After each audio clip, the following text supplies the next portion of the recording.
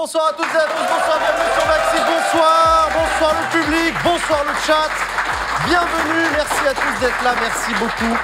Bienvenue, très heureux de vous retrouver pour cette nouvelle émission, surtout ce nouveau plateau que vous découvrez, qu'on découvre aussi, on est tous en train de découvrir, ça fait trop plaisir. Merci à vous d'être là, vous êtes méga nombreux dans le chat, ça fait plaisir, vous êtes en face de moi, vous êtes, le public vous voit, on vous voit tous, vous êtes là le chat, on vous aime. Merci à vous. Du coup le Before c'était trop cool, très content de vous avoir présenté François et d'avoir parlé de la série en place. Elle n'était pas sponsorisée ce Before là, Netflix, hein, si vous n'hésitez pas. Mais non, en l'occurrence là c'est que c'est, voilà, quand on n'a pas de sponsor on s'en fout, c'est nous qui vous présentons des trucs qu'on a envie de vous présenter. Et là moi j'avais envie de discuter de ça, un scénariste qui écrit une série sur la politique, donc merci à lui d'être venu nous en parler, c'était trop bien.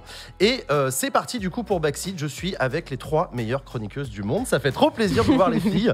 Bienvenue à vous, et surtout on a une nouvelle cette semaine, Claire, salut Claire. Salut tout le monde. Bienvenue Claire. Très heureuse d'être là. Mais ouais, c'est ta première fois en tant que chroniqueuse sur Backseat, et ça fait plaisir. Claire, t'es militante écolo. Ouais. T'es une figure du mouvement climat en France, il y en a peut-être qui te connaissent déjà. T'as même été candidate aux législatives dans l'Essonne avec l'étiquette de la NUPES, mais surtout, tu es chercheuse en théorie politique. Et t'es en pleine thèse. Voilà. Donc comment ça va? Oui, bon, une thèse, hein, c'est selon les jours. C'est un long chemin de croix.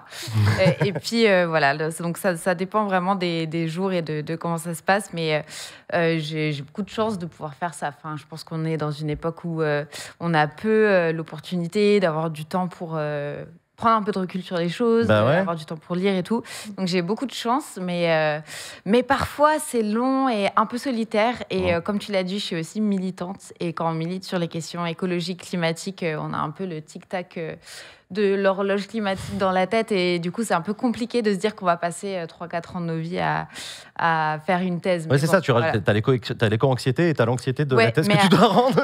Je travaille sur la planification écologique. Donc, c'est ce que j'allais te demander, du coup, tu bosses sur quoi? Qui est très politique. Donc moi, je travaille sur comment, en fait, cette crise climatique vient complètement changer le rôle de nos institutions politiques, de notre modèle économique.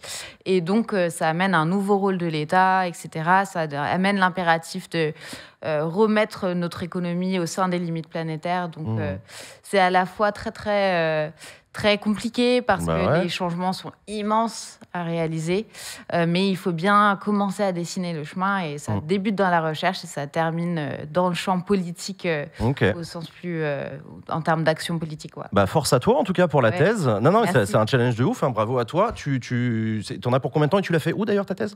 Je suis à Sciences Po dans un labo qui s'appelle le Centre d'études européennes, et là c'est ma 2e année. Et je voudrais la terminer en 3 ou 4. Voilà. Donc, d'accord. Courage à toi. Et j'espère qu'on boira des coups pour fêter ta thèse quand elle sera terminée, avec grand plaisir. Clairement, beaucoup de coups. On est avec Sacha, journaliste au JDD. Salut Jean. Ça roule? Salut tout le monde. Ça va et toi? Ouais, ça va. T'étais dans la manif cet après-midi pour couvrir pour le JDD la manif à Paris. Comment ça s'est passé? Écoute, c'était très très cool. Ouais. Franchement, très chouette, très bonne ambiance. Il y a eu 2 ou 3 petits moments où ça a chauffé un peu, mais rien non plus de très grave. Et non, c'était très, les très gens bon étaient enfant. Good vibe et tout. Exactement. En colère, mais bon enfant. Non, mais oui, non, mais très bien. Du coup, c'est toi qui tenais les vidéos qu'on a pu voir sur le compte Twitter du JDD cet après-midi, c'est toi qui les prenais? Absolument. Incroyable. N'hésitez pas à aller vous abonner, du coup. Énorme. D'accord, on est aussi avec toi, Léa. Bonsoir. Chamboncel, comment ça roule? Mais très bien, et vous? Mais très bien, toujours podcasteuse. Toujours. Notamment pour le célèbre podcast Popol. Qui est en grève. C'est vrai, tu fais la grève? Ouais. Popol est en grève, ouais. Popol, le podcast est en grève, et la newsletter aussi est en grève. Ok, d'accord. Voilà. Reconductible? Potentiellement, ouais. D'accord, ok, d'accord. Ça m'arrange pas mal, je dois vous avouer. Mais ça ne veut pas le dire. Ok, d'accord. Et bonsoir le chat, et bonsoir à vous. Bonsoir le public aussi. Donc je vous rappelle que le public ici présent sur le plateau, on les recrute sur critères physiques. Ce sont les plus beaux, évidemment. Non, ce sont surtout les généreux donateurs qui participent au financement de l'émission. Merci à vous. Si vous aussi vous voulez participer au financement de l'émission, soit en venant dans le public, soit en achetant un super t-shirt, un mug ou un sweat, ou en faisant un don, n'hésitez pas à aller sur le Utip pour faire monter la barre de dons qui est là. Incroyable. Donc voilà, tout Il y a à du l'heure, budget cette saison. une émission trop cool cette semaine parce qu'on a un invité de marque, un invité politique. Il s'agira de Philippe Martinez, le secrétaire général de la CGT, premier syndicat de France en nombre d'adhérents et ambianceur de cette première journée du coup de mobilisation. On a beaucoup de questions à lui poser, donc on en parlera essentiellement avec lui de la question de la mobilisation. Voilà quoi. Puis, entre-temps, il y aura des chroniques. Vous allez retrouver la vie d'Adèle, vous allez retrouver le PowerPoint de Vincent. Et puis, on va parler de plein de sujets d'actu politique. Vous allez voir, ça va être trop de la balle. On commence avec les sujets de la semaine, ça vous va ? Let's go. Allez, ça part. Jingle.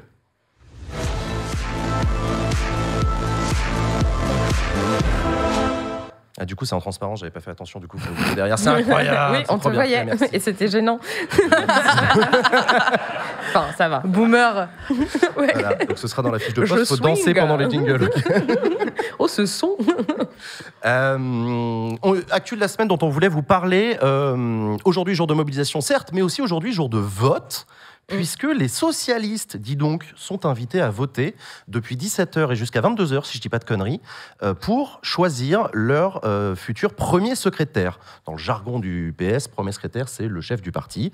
Ils ont le choix, puisque c'est le second tour aujourd'hui, les socialistes, les adhérents socialistes ont le choix entre Olivier Faure, le tenant du titre qui remet son job en jeu, et Nicolas Mayer-Rossignol, qui est le maire de Rouen et qui est son challenger.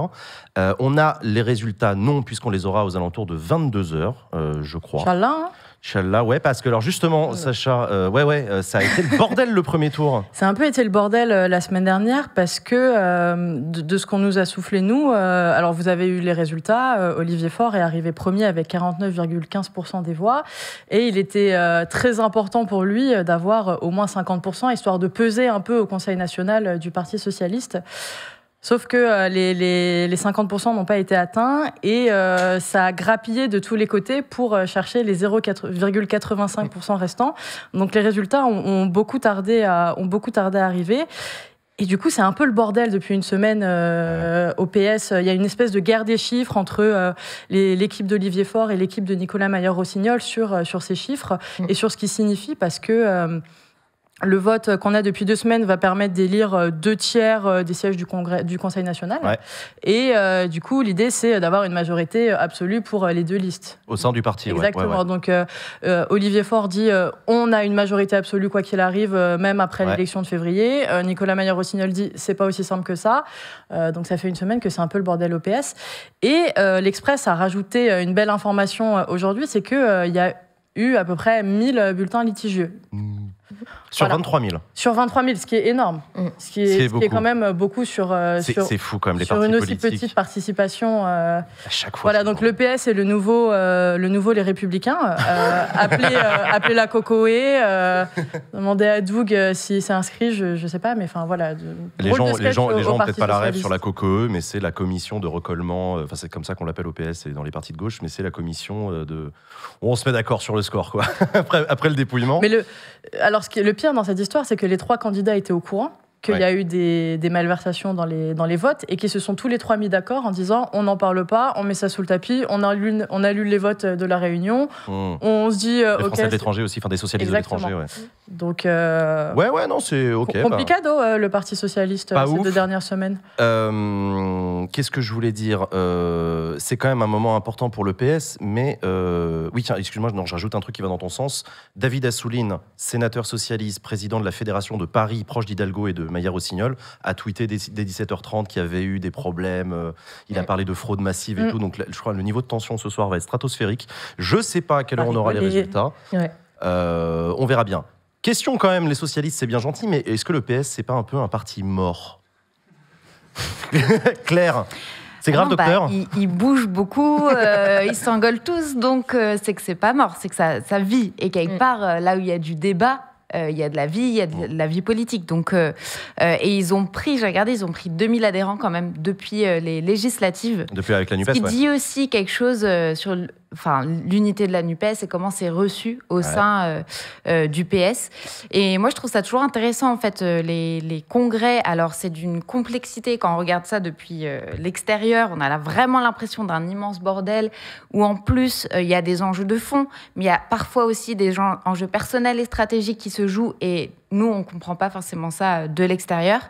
Et là, c'est vraiment intéressant pour le coup parce qu'il y a des vraies différences entre les deux lignes qui sont portées. Il y a la fracture sur qu'est-ce qu'on fait par rapport à l'unité de la gauche, la NUPES.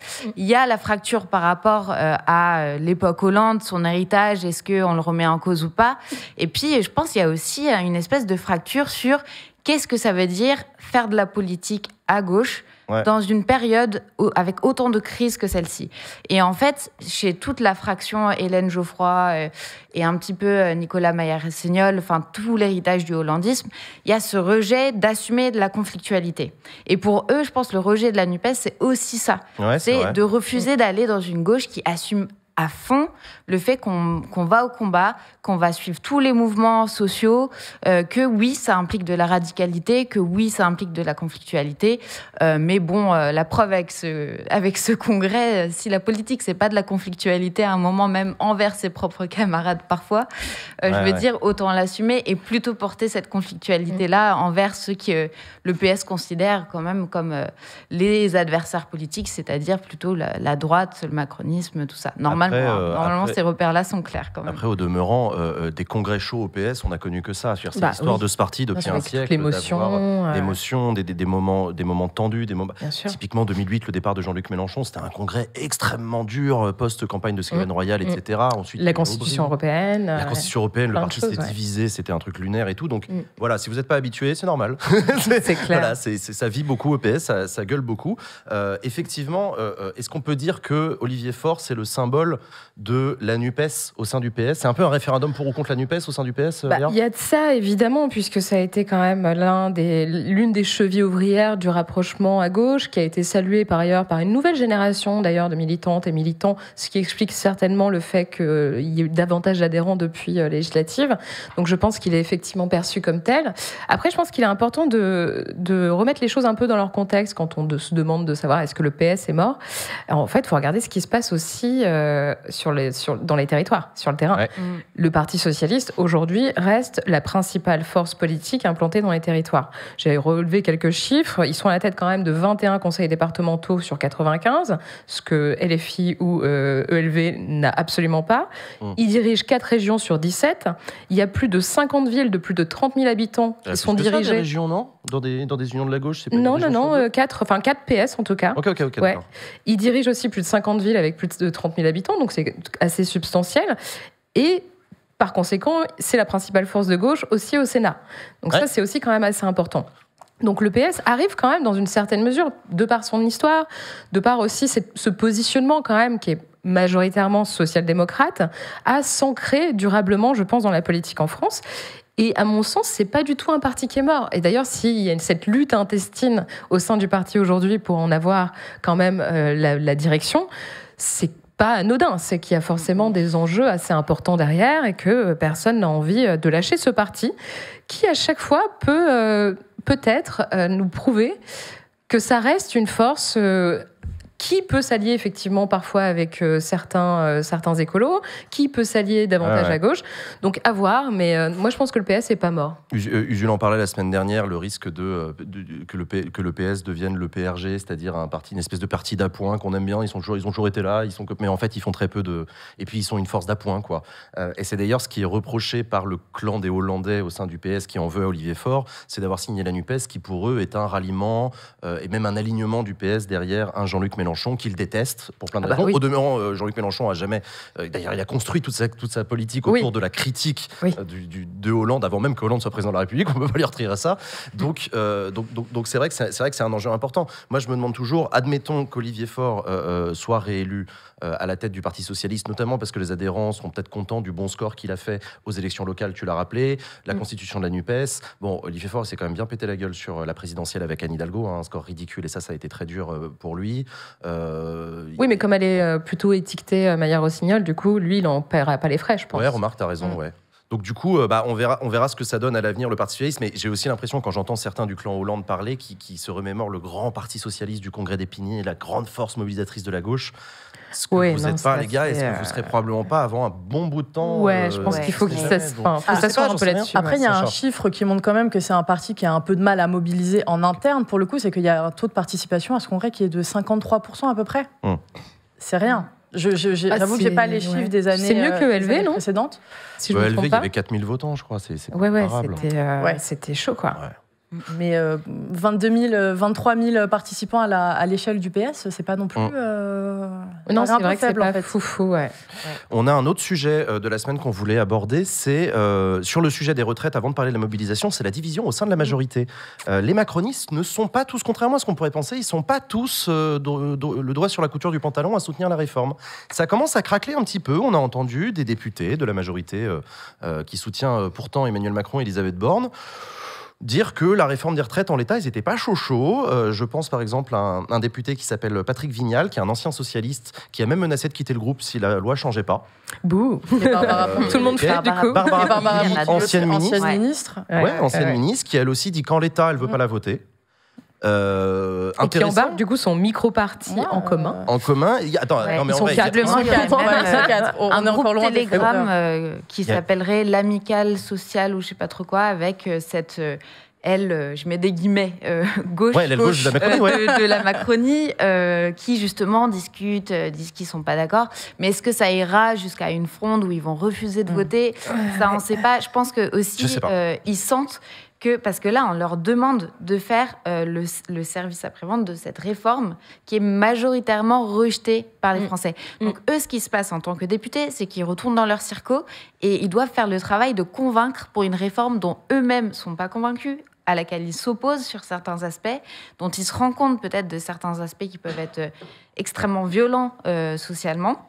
Et je pense que du coup, forcément, ça crée des difficultés pour eux de même accomplir leur rôle de député, quoi. En fait, ils en sont restés... eux, ils sont fidèles à l'ancienne... à ce que disait Jean-Luc Mélenchon...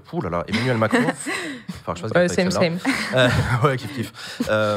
Qui était, il y a quelques années, de dire il n'y a pas besoin de repousser l'âge légal de départ à la retraite. Et d'ailleurs, ce serait une violence terrible. Enfin bref, vous vous souvenez de toutes ces interviews qu'on repasse en boucle en ce moment. Eux, c'est des députés qui étaient d'accord avec ça. Et là, quand Emmanuel Macron dit on va repousser de 2 ans l'âge légal de départ, ils se disent ouais, non, pas fan. Et en même temps, l'obéissance, c'est aussi la discipline de groupe. La discipline de groupe quand tu es dans la major, c'est important. Est-ce qu'il n'y a pas un scénar où on a l'aile gauche de la Macronie qui se détache et qui rejoint l'aile droite du PS qui crée ensemble un nouveau parti social? J'en sais rien. Ça me fait marrer. C'est ça en fait. De toute façon, l'aile gauche de la Macronie, c'est des anciens du PS. Mais donc, évidemment. On va pas se mentir, ils vont juste retourner à leur place, quoi. Mais moi, j'ai envie de dire tant mieux en fait. Tant mieux qu'il y ait un peu de dissension au sein de la Macronie. Tant mieux qu'il y ait un peu des voix qui s'élèvent au sein de l'Assemblée nationale. On l'a dit la semaine dernière, pendant le premier quinquennat, l'Assemblée nationale n'était qu'une chambre d'enregistrement. Et là, c'est un peu l'apprentissage du pouvoir aussi pour les Aurore Berger, les présidents de groupe, etc., qui se rendent compte que les députés ne sont pas que des Playmobil, entre guillemets. Donc, on a beaucoup reproché à la 5e de ne pas fonctionner, d'être parfois un peu antidémocratique, justement, et tout. Et là, maintenant que les députés s'expriment, laissons-les un peu s'exprimer aussi.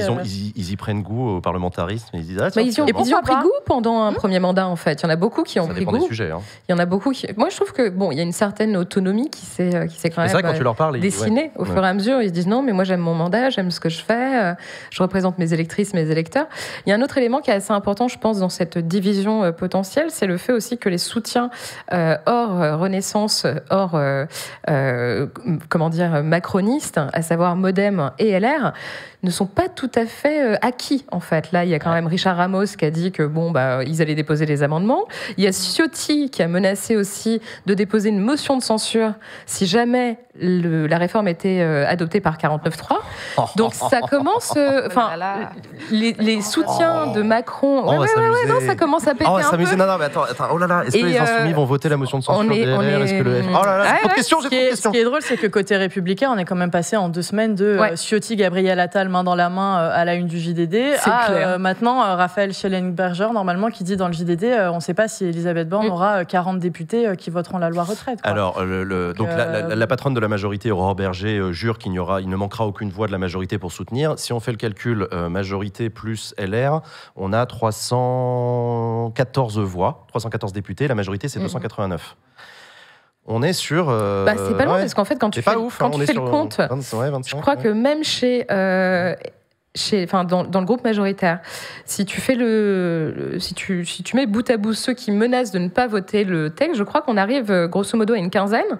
Si tu rajoutes quelques LR et quelques Modem, A priori, pour l'instant, on est aussi pareil sur 13-15 LR. 13-15 LR. Ouais, voilà. Parlez pas en même temps. Ça peut coincer. Excuse-moi. Claire. Non, vas-y. Non, je dis, en fait, pour moi, ça va aussi dépendre de ce qui se passe dans la rue, et de ce qui se passe là au niveau des grèves, parce que ça va forcément mettre sous pression très directement les députés en circo aussi.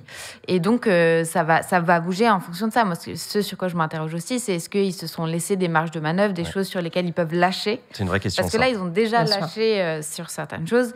Et je vois mal ce qu'ils pourraient lâcher de significatif sans bouger encore sur l'âge, qui est quand même le facteur extrêmement clivant. Ce que l'aile gauche dit aussi, c'est que sur les mesures concernant la pénibilité, concernant l'emploi pour les seniors aussi, qu'il n'y a pas assez, quoi.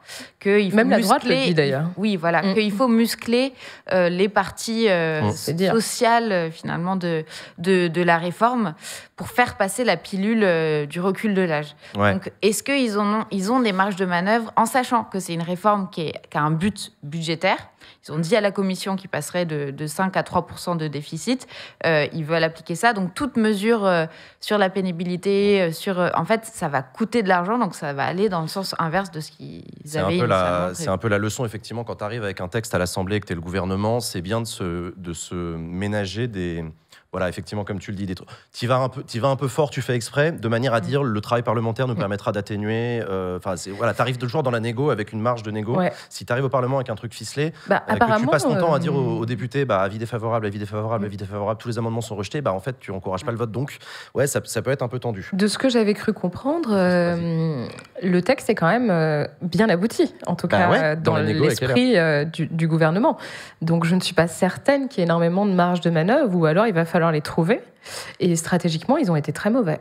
Je vous rappelle que nous recevrons Philippe Martinez, le secrétaire général de la CGT, en invité politique de cette émission. Il arrivera tout à l'heure. J'en profite pour vous rappeler également que cette émission, elle est rendue possible par vos dons. Merci à vous qui soutenez Backseat, une émission qu'on a très envie de faire pour vous tous les jeudis de 19h à 22h. Une grande émission politique sur Twitch. Si vous aussi, vous pensez que ça a du sens et que ça a sa place, n'hésitez pas à participer sur le Utip de Backseat. Et voilà.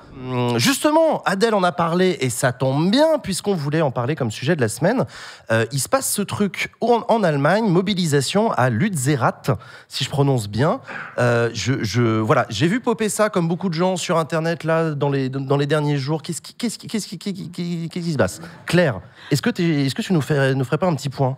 Donc moi, j'ai la tâche de faire le point sérieux après ce qui vient de se passer. Ouais.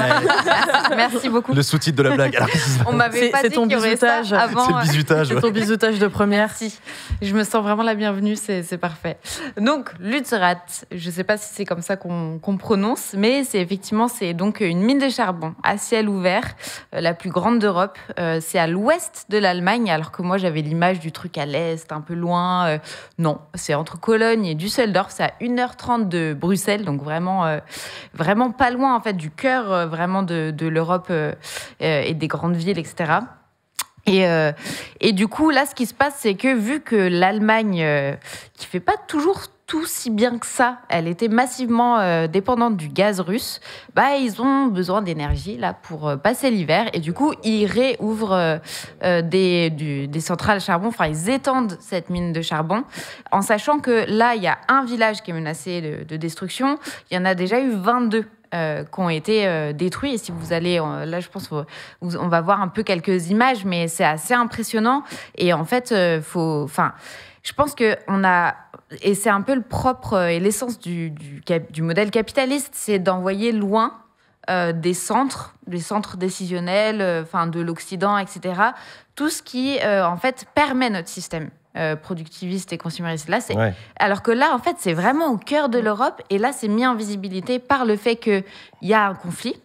Et au moins, ça nous permet de réfléchir dans des bonnes conditions à c'est quoi notre système énergétique, parce qu'on dépend de trucs comme ça, de monstres comme ça, qui détruisent des villages, qui détruisent des vies. Donc, moi, là, voir la mobilisation, ils étaient des milliers à venir de toute l'Europe se mobiliser là. Donc, c'est un sacré bordel et on va voir où ça mène, mais c'est...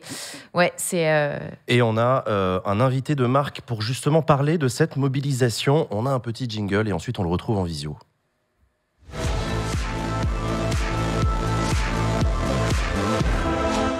L'invité actu cette semaine pour parler de cette mobilisation que nous a présentée Claire, il s'agit de Joanie Lemercier qu'on va retrouver en visio. Salut Joanie, comment ça va ? Salut, pour être honnête, je suis éclaté, je viens de revenir hier. J'ai passé une semaine à courir dans le fond d'une mine avec pas loin de 6000 CRS qui étaient autour de nous. Et des énormes machines, vraiment Mad Max. Et bah ouais, tu vas nous raconter. Un peu dur le retour. Bah ouais, mais tu vas nous raconter parce que justement, toi, tu es donc Joanie Lemercier, tu es artiste et activiste. Tu travailles notamment sur des projections dans l'espace public, mais tu aussi, depuis 4 ans, tu suis les mobilisations en Allemagne et tu les documentes. Tu fais tout un travail de documentation, de films, de photographie. Tu fais des threads sur ton compte Twitter. Tu fais énormément d'informations. Et donc, merci d'avoir accepté notre invitation pour venir nous raconter justement ce qui se passe là-bas. Toi, tu en reviens, tu le dis, là, tu es à Bruxelles actuellement, mais tu y étais encore hier. Raconte-nous, du coup, de ton point de vue, comment tu as commencé à t'intéresser à cette mobilisation-là à Lützerath ? En fait, cette histoire m'est tombée un peu dessus par accident. J'ai vu la vidéo d'un blogueur, Vincent Verza, qui fait partager, c'est sympa, et qui fait des super reportages. Et en 2018, il a suivi un groupe d'activistes qui s'appelle Ende Gelände, qui sont un peu les Extinction Rebellion allemands, ouais. Et qui, depuis des années, se concentrent sur le sujet du charbon. Et en fait, les images de ce film étaient tellement bouleversantes, tellement intenses. Vraiment, c'est Mad Max. Il faut imaginer un gouffre de 8 km de large par 5 de long, et ça fait 400 mètres de profondeur. Et en voyant son film, j'ai cru voir la science-fiction des années 90, et je croyais pas à mes yeux en fait. Donc j'ai été sur place, et ce que je pensais être un voyage une seule fois pour aller un peu découvrir ce lieu m'a tellement bouleversé et obsédé que j'ai commencé à créer des images. J'utilise un drone notamment, j'utilise beaucoup la technologie dans mon travail. Donc maintenant que je suis devenu activiste, j'utilise la même technologie pour documenter cette lutte. Et là, ce que vous voyez au début, c'est un extrait d'un court-métrage que j'ai fait qui s'appelle Slow Violence. Ouais. Et donc, l'entrée dans ce film, c'est la beauté. C'est la beauté de ces paysages immenses.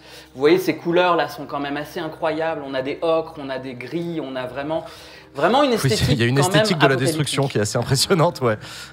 C'est ça, ouais.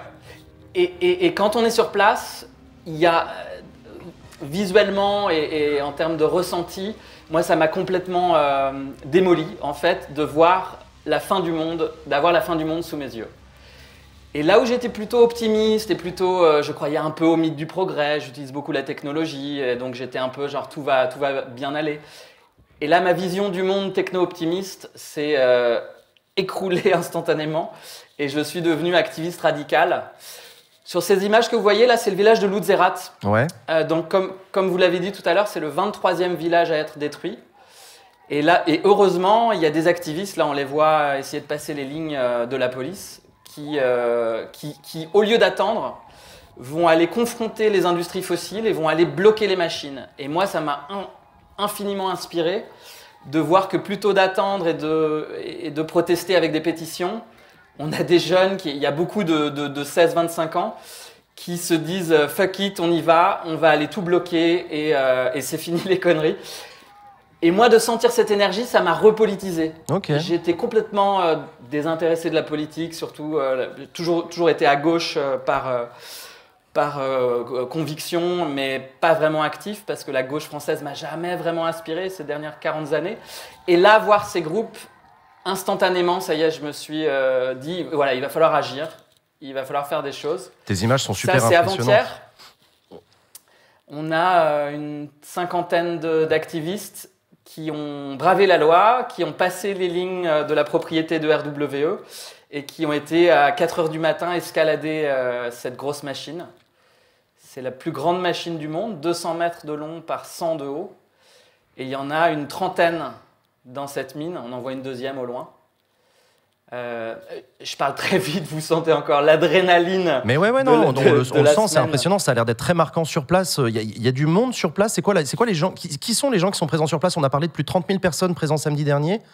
Qui y a sur place? C'est qui les gens qui se mobilisent? Alors, ce qu'on voit juste là c'est Ende Gelände, qui est un groupe vraiment d'action directe, non violente. On était à peu près 5-6 000 ce samedi. Non, pardon, ce mercredi. Et samedi précédent, c'était les jeunes de Friday for Future qui ont fait une manifestation pacifique. D'accord. Donc, ce n'était pas du tout de l'occupation et de l'action directe. Mais comme Greta nous a rejoints, ça a fait une espèce de vague de gens qui voulaient la voir et qui voulaient suivre un peu son action. Et donc, on était 35 000. D'accord, ok. Il y a quand même une question, je l'ai vu passer dans le chat, c'est une mine qui va chercher quoi ? C'est du charbon, c'est des métaux rares pour fabriquer des trucs, c'est quoi ? Alors, c'est du charbon, c'est du lignite. C'est du C'est lignite. le pire charbon qui soit, puisque c'est le plus émetteur de CO2 et c'est le moins efficace en termes de retour énergétique. Ouais. Et en fait, cette mine n'est pas du tout récente, hein, elle est ouverte depuis les années 70. Elle devait fermer en 2038. Les Verts allemands ont fait un deal avec RWE, la compagnie d'exploitation du charbon, un deal qu'ils ont fait avec leur coalition avec le CDU. Et donc, ils ont accepté de sauver 5 villages en laissant détruire le village de Lützerath. D'accord. Donc, pour les Verts allemands, c'était un bon compromis. Le problème, c'est qu'il y a 280 millions de tonnes sous le village de Lützerath qui depuis cette semaine, sont en train d'être extraits et qui vont être brûlés. Et donc là, il y a un gros problème, c'est que là où les Verts sont contents du compromis, en fait, ils ont abandonné les activistes locaux dont les villages ont été rasés. Et donc, il y a un vrai souci politique. On rappelle que les des Verts... Verts qui ont abandonné tout le monde, quoi. Ouais, on rappelle que les écolos allemands, les Verts, font partie de la coalition au pouvoir avec les sociodémocrates et les libéraux et que donc ils se frottent à l'exercice du pouvoir. Du coup, c'est un sujet que tu organises, que tu regardes toi aussi, pardon Claire, excuse-moi. Ouais, en fait, je pense qu'on arrive à un moment assez particulier de l'histoire de l'écologie politique. En gros, il y a eu des décennies au cours desquelles, déjà, pour faire entrer le sujet écolo, climatique, environnemental dans la sphère politique, c'était la croix et la bannière. Et c'est là où les partis écolos, en tant que tels, avaient une immense utilité parce qu'ils amenaient des sujets qui, sans ça, ne seraient même pas abordés. Là, la situation est un peu différente, c'est-à-dire qu'il y a quand même peu de politiques qui peuvent débarquer sur un plateau et dire « on s'en fout du climat et de l'écologie ». Ouais. Peut-être ils s'en foutent dans leur programme, mais ils sont obligés de composer avec, quoi. Et du coup, de plus en plus, il y a des partis écolos qui arrivent au pouvoir, proches du pouvoir, qui intègrent des coalitions, tout ça. Mais il y aura toujours, en fait, il y a des scissions qui vont toujours se recréer parce qu'on a une difficulté avec l'institutionnalisation justement de l'écologie politique, de traduction en action qui soit à la hauteur des enjeux. Parce que les enjeux sont tellement grands et il faudrait tellement une transformation vaste de nos politiques publiques que des Verts dans une coalition, c'est compliqué pour eux de les obtenir. Donc forcément, il va y avoir des conflits, des ruptures avec la base militante qui va, elle, continuer à avoir des modalités d'action beaucoup plus radicales, la désobsibile, etc., de l'occupation, etc. Et on a ça aussi en France. Si vous vous rappelez le conflit autour des méga-bassines, on a des dirigeants du Parti écolo Yannick Jadot, notamment, qui n'ont pas été vraiment bien reçus, on va dire. Ouais. Mais ça, pour le coup, c'est historique. Hein. Je rappelle que les écolos ont participé à la coalition de la gauche plurielle de 97 à 2002. Ils se sont frottés à des mobilisations d'écolos plus radicaux qui disaient « qu'est-ce que vous faites ?» et tout. Bah, c'est compliqué, on est au gouvernement et il y a des trucs, il faut les faire avancer. Ils ont obtenu des trucs et puis ils ont dû faire des concessions sur d'autres. Et puis il y avait aussi les écolos au gouvernement au début du quinquennat de François Hollande, avant l'arrivée de Manuel Valls. Et là aussi, des tensions, des difficultés sur des sujets. Et c'est très souvent ça, la gauche au pouvoir. Pas seulement l'écologie, mais l'écologie, il y a une donnée supplémentaire qui est assez intéressante. Un autre sujet, Joanie, que je voulais aborder avec toi, c'est, elle est particulière, cette mobilisation à Lützerath, parce qu'elle est très européenne. Les gens qui sont là viennent de partout en Europe. C'est pas typiquement allemand. D'ailleurs, on est dans une émission française francophone, en tout cas, et on en parle. C'est parce qu'il y a des Français qui y vont aussi. Oui, en fait, ce qui est super intéressant, c'est de voir qu'il y a déjà une convergence des luttes pour les activistes un peu radicaux. Et là, on a Extinction Rebellion partout en Europe qui s'est rallié à Ende Gelände. On a Let's Start Generation qui est l'équivalent de Dernière Rénovation et de Just Stop Oil en Angleterre qui nous a aussi rejoints. Et on a même Friday for Future qui sont pas dans la désobéissance civile a priori, mais qui, enfin, jusqu'à là, maintenant ça a changé. On l'a vu Greta Thunberg a été sur la propriété de RWE et s'est fait sortir Manu Militari. Donc, il est en train de se passer un point de bascule, c'est que même Friday for Future, qui était juste dans les démonstrations, dans les manifestations, commence aussi à passer la ligne légale, parce que là, on est dans un non-sens tellement évident en Allemagne, c'est-à-dire que cette mine de charbon, c'est la plus grosse source d'émissions de CO2 en Europe. Et pendant ce temps-là, on nous demande de couper notre Wi-Fi la nuit et d'arrêter les emails rigolos, tout en ayant des espèces d'histoires de conflits d'intérêts. Donc même Friday for Future commence à se dire, bon, ça suffit, on va aller bloquer l'industrie fossile parce que de toute façon, les politiques, ils sont absents. Et heureusement, en France, là, on commence à voir un peu Marine Tondelier qui montre un peu son support aux gens de Dernière Rénovation, en les accueillant à la sortie du tribunal. Sandrine Rousseau commence aussi à soutenir certains des activistes. Donc on a un rapport à la légalité. J'entendais aussi Camille Etienne sur un plateau télé récemment qui expliquait à une ministre combien la légalité n'est peut-être pas le seul cadre à considérer, mais la notion de justice climatique, de justice sociale. Et donc c'est intéressant parce que dans les conversations politiques, la question de la légalité, ça y est, on est passé au-delà et on est en train de se demander, voilà, on va aller au-delà du légal et jusqu'où on va en essayant de rester non violent pour que les politiques se réveillent. Il est temps là de faire quelque chose. Cette mine de charbon, elle est à 3h30 de Lille, donc c'est vraiment une question qui touche tout le monde, quoi. La question des modalités d'action, c'est une question historique dans les mouvements, notamment écolos, mais c'est pas les seuls. Il y a un sujet intéressant aussi qu'on voit en France, c'est que, et c'est un truc dont on reparlera dans d'autres émissions Backseat, il y a un renouveau du mouvement pro-nucléaire très intéressant sur Twitter, sur les réseaux sociaux, avec des jeunes, avec des gens qui défendent le nucléaire. Et ils se sont saisis de cette question ces derniers temps avec un argument intéressant qui dit que, en fait, les Allemands, s'ils sont obligés d'aller chercher du charbon pour le cramer, c'est pour faire de l'électricité. Et s'ils ont besoin de ça, c'est parce qu'ils ont peu de nucléaire, à la différence des Français. Et qu'en plus, ils ont en plus décidé d'en sortir, donc ça ne va pas aller en s'arrangeant. C'est un bon argument, ça, moi, je trouve. Pas vraiment, parce que la France a importé de l'électricité à base de charbon, parce que notre parc nucléaire n'est plus au point. Donc, oui. En ce moment, c'est un peu la merde. En ce moment, on a la moitié des réacteurs qui sont arrêtés. Mais en attendant, on brûle du charbon parce que le nucléaire, c'est pas fiable. Donc, c'est une vraie question. Moi, je pense que... Et dans les milieux activistes, on en parle beaucoup. On se dit, mais pourquoi on n'essaie pas de réduire... Parce que là, à Essen et à Cologne, juste à côté de cette mine de charbon, on nous dit, voilà, il nous faut du charbon, mais partout, on a des publicités dans tous les sens, on a des autoroutes qui sont allumées la nuit. En Belgique, c'est pareil, toutes les autoroutes sont allumées la nuit, on a une pollution lumineuse incroyable. Je veux dire, aujourd'hui, on réouvre et on étend des mines de charbon pour éclairer la nuit des autoroutes et des publicités pour de l'hypercapitalisme débile. Donc, je pense que, de toute façon, le nucléaire, comme le charbon, comme toutes les énergies, s'additionnent. Donc, on pourrait rouvrir toutes les centrales nucléaires, ça réglerait pas le problème du charbon si on n'essaye pas de réduire nos consommations. Je pense qu'il y a un vrai enjeu qui devrait être la priorité, c'est de comment on réduit nos consommations. Et après, on se concentre sur le mix et on essaye de faire le meilleur mix possible. On peut faire les deux en même temps aussi. Le problème, vraiment, pour moi, il est d'en réduire, quoi. Parce qu'on gâche tellement. Du coup, t'as dit que le nucléaire n'était pas fiable et ça a provoqué une vague de réactions dans le chat. Non, mais c'est vrai, et c'est un sujet qui polarise, qui est un sujet intéressant. Voilà, donc dans le chat, ça débat. Ça y est, la France est coupée en deux, encore une fois, pour ou contre le nucléaire. Positionnez-vous, c'est obligatoire. Non, mais voilà. Sujet intéressant, mais j'entends ton argument sur la question de la sobriété qui doit venir en premier et la question du mix en deuxième. Mais c'est des sujets intéressants et on continuera à aborder ces sujets avec des invités dans l'émission Backseat. Léa, tu voulais dire un truc ? Oui, moi je voulais avoir ta perception du traitement médiatique sur place. Parce qu'en fait, j'ai trouvé que récemment, les dernières ZAD, c'est très bizarre en fait. Je suis en train de parler dans un micro, mais il est là. Et moi, le retour que j'ai, c'est moi. Ah voilà, c'est mieux, merci. Parce que j'étais là, je me parle à moi-même, c'est très chelou. Enfin bon, bref, fais un effort. Désolée. C'est ça. Peut-être que ça mérite un peu de sobriété, tout ça aussi. Parce que là, vraiment, c'était pas sobre comme image. Donc, pardon.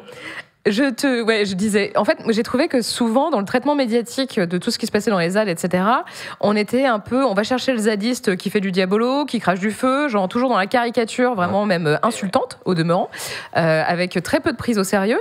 Là, quand même, il faut bien le dire, c'est quand même regrettable, et je dis pas ça pour Adèle, qui a fait une chronique fabuleuse, et qui était très drôle, mais ce qui a essentiellement tourné sur les réseaux sociaux, c'est ces policiers embourbés dans la boue, alors qu'en réalité, le sujet principal, c'est quand même effectivement cette mine à ciel ouvert qui fait la taille de la ville de Lyon, hein, juste pour vous donner un peu un ordre d'idée. C'est quand même assez dramatique. Et j'ai le sentiment que tout de même, peut-être aussi par ce prisme européen, le fait que ce soit un véritable enjeu européen, qui est effectivement plusieurs groupes activistes de plusieurs pays européens qui convergent et qui se retrouvent à cet endroit-là, il y a une certaine prise au sérieux à laquelle on n'était pas tout à fait habitué. Est-ce que tu penses que c'est poussé par peut-être le fait qu'effectivement l'écologie politique commence à s'institutionnaliser, donc de fait on est obligé de composer avec puisqu'ils sont présents sur les plateaux télé, etc. Mais peut-être une opinion publique aussi qui pousse les médias à changer en fait vraiment de récit. Comment tu l'as perçu sur place ? C'est compliqué parce qu'effectivement, moi en étant sur place, j'ai eu assez peu accès j'ai peu regardé les news encore et je dois récupérer un peu, lire quelques articles et tout ça. Mais on sait comment fonctionnent les médias, il faut du sensationnel, du spectaculaire, donc c'est très bien que Greta soit là, c'est très bien qu'elle se fasse sortir par la police. C'est très bien que les flics se soient embourbés dans la boue et qu'il y ait un espèce de mage, un mec déguisé en magicien qui les ait poussés. C'est un peu ridicule, mais en tout cas, tous les médias en ont parlé. Malheureusement, ils n'ont pas assez parlé du charbon et du village de Lutzerat et donc de ce fermier qui a été sorti de chez lui manu militari. C'est une propriété qu'il avait dans sa famille depuis 4 générations. Il y a des cimetières aujourd'hui qui sont excavés autour de la mine pour sortir les corps et les mettre ailleurs. Il y a des églises qui sont rasées. Il y a des forêts qui sont rasées. C'est un drame. C'est vraiment pour moi toutes les injustices du capitalisme et de l'extractivisme en un site qui est à 3h30 de Lille et à 2h de Bruxelles. Donc c'est un sujet qui est dramatique et malheureusement les images qu'on a vues ne vont pas forcément au fond des choses, mais au moins on débat de cet espace, du charbon, du mix énergétique et de plus en plus, et beaucoup d'activistes et de personnes qui ont de la visibilité nous rejoignent. Il y avait Adélaïde Charlier, une activiste belge qui était là, il y a Camille Etienne qui aussi était sur place. Et en fait, tous ces activistes et gens présents sur les réseaux sociaux amplifient aussi ce message. Et je pense que c'est nécessaire, en fait. Et il y a de plus en plus de gens qui vont nous rejoindre. J'ai trouvé intéressant aussi que Greenpeace soit un tout petit peu borderline et soit hyper... avec les activistes. Ils ont amené un camion avec un point où tout le monde pouvait avoir des infos. Et ça fait 2 mois et demi qu'ils sont là, sur la propriété de RWE. Donc même les institutions et les ONG commencent à être de l'autre côté de la légalité, ou en tout cas de se poser la question de l'action directe. C'est pas nouveau pour Greenpeace, pour le coup. Ils étaient très institutionnels jusqu'ici, Ouais. En Allemagne. Il y a un point qu'il faut soulever qui est important. Ceci étant, sur la question médiatique, je suis d'accord avec toi et j'ai introduit ce sujet en disant que c'est pas. Enfin, moi, ce que j'ai vu sur Twitter arriver, c'était des flics embourbés et Greta Thunberg qui se fait embarquer. Je fais partie des gens qui ont appris l'existence de ce sujet par ces images spectaculaires, ce qui nous renvoie d'ailleurs sur la question que tu soulevais des modalités d'action, avec des groupes comme Extinction Rebellion, Just Stop Oil, Dernière Rénovation, qui font du spectaculaire pour alerter. Ça devient en soi un enjeu pour ces groupes militants, avec toutes les limites que ça a. Et moi, j'ai une opinion arrêter dessus et on en discute souvent avec mon chat d'ailleurs. Donc effectivement, la question du prisme médiatique est importante. Je voulais arriver sur le point que dans le plan de relance et le plan d'investissement France 2030 produit par Emmanuel Macron, présenté, adopté et qui commence à être financé, on va avoir recours de plus en plus en France à de l'extraction minière pour des métaux, pour des batteries électriques, pour du lithium, pour des choses comme ça, etc. Donc ces enjeux-là, ceux de l'extractivisme, ceux des mines et tout, est un enjeu qui en partie est devant nous. En tout cas, c'est ce qui est en cours. Donc, c'est pas quelque chose d'exotique, c'est pas spécifiquement allemand, c'est très européen et ça va devenir français assez rapidement dans les prochaines années. Est-ce qu'on se dirige vers une multiplication des ZAD et des trucs comme ça ? Est-ce qu'il existe une méthode démocratique pour sortir du truc ? C'est des questions ouvertes qui n'ont pas de réponse en l'état actuel, à moins que vous en ayez une là, maintenant, tout de suite. Moi, j'en sais rien. Et je suis content de ne pas être ministre de l'Environnement. Ouais, Claire. Nous aussi. Ouais. Là, C'est très clair. concrètement, la transition énergétique, ça va vouloir dire avoir un usage des terres rares, de tout un tas de minerais qui impliquent des mines. Donc, en fait, on a deux scénarios. Soit on continue sur un modèle quasi post-colonial où, en fait, on importe depuis des mines où on sait que les conditions environnementales et les conditions de travail des gens qui y sont vont être catastrophiques, soit on assume un peu notre système et on porte nous-mêmes les conditions de notre système énergétique et on dit qu'on en rouvre ici. C'est ça notre alternative. Soit on se cache les yeux, on le fait ailleurs et on importe, soit on le fait sur notre territoire. Et moi, je pense que en fait, le fait de se fixer pour objectif d'être autonome, y compris sur les minerais, les terres rares, etc., ce qui ne sera jamais possible jusqu'au bout, mais ça, au moins, ça nous force à nous poser très concrètement la question des usages qu'on posait là sur la sobriété et tout ça. Ouais. Parce que, par exemple, juste les voitures électriques, si on remplace tout le parc automobile par des voitures électriques, les quantités de batteries et donc de matériaux qu'il va falloir pour ça, c'est énorme, en fait. Ouais. C'est énorme. Et c'est là où peut-être que ce serait intéressant de réinvestir dans nos RER, dans nos métros, dans nos transports en commun. S'il y a des ministres qui écoutent l'émission... Si Si Valérie Pécresse nous écoute. des usagers du RERC ici, mais je suis une usagère quotidienne et franchement, ça devient un enfer. Non, mais voilà. Et en fait, Ça te tenait à cœur. Non, mais oui. ça, Non, je suis changer un d'accord. système. Ces sujets-là sont liés. C'est ça, Ouais, changer un système. C'est pas juste se dire, OK, alors il faut que tous qu'on coupe notre Wi-Fi, je sais pas trop quoi.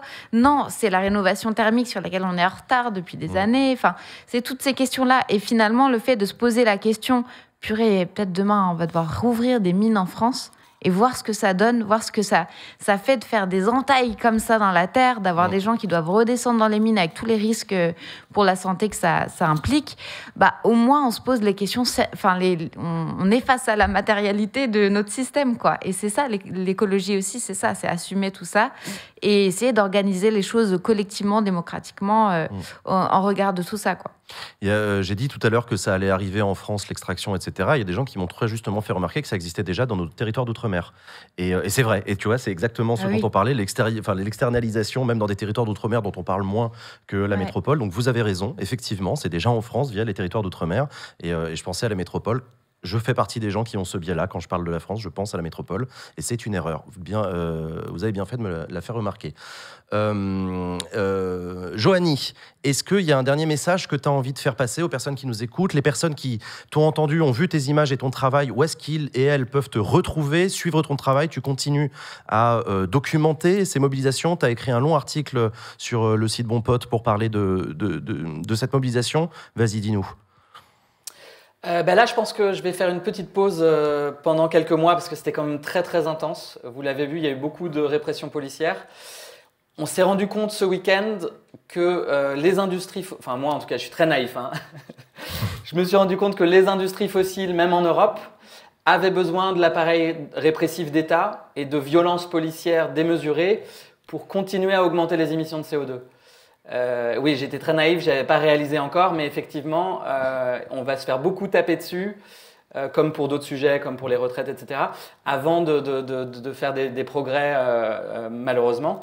Donc voilà, je vais un peu essayer de récupérer pendant les semaines qui viennent avant de m'y remettre. Mais oui, sur Instagram et Twitter, avec mon handle Joanie Lemercier, vous pouvez voir mon travail d'artiste numérique et mon travail d'activiste radical. Et j'essaye en gros d'amplifier le message des activistes. Avec des projections, avec le drone, avec la technologie. Donc voilà, vous pouvez me retrouver sur les réseaux. Merci beaucoup, Joanie. Merci Thomas Wagner de m'avoir recommandé. Merci beaucoup, Joanie, d'être venue témoigner du coup de cette mobilisation dans Backseat depuis Bruxelles. Merci à toi. Et du coup, je te dis à très bientôt et on continuera à se tenir au courant sur l'avancée de cette mobilisation et sur les prochaines. Merci. Salut. À bientôt. Salut. Voilà,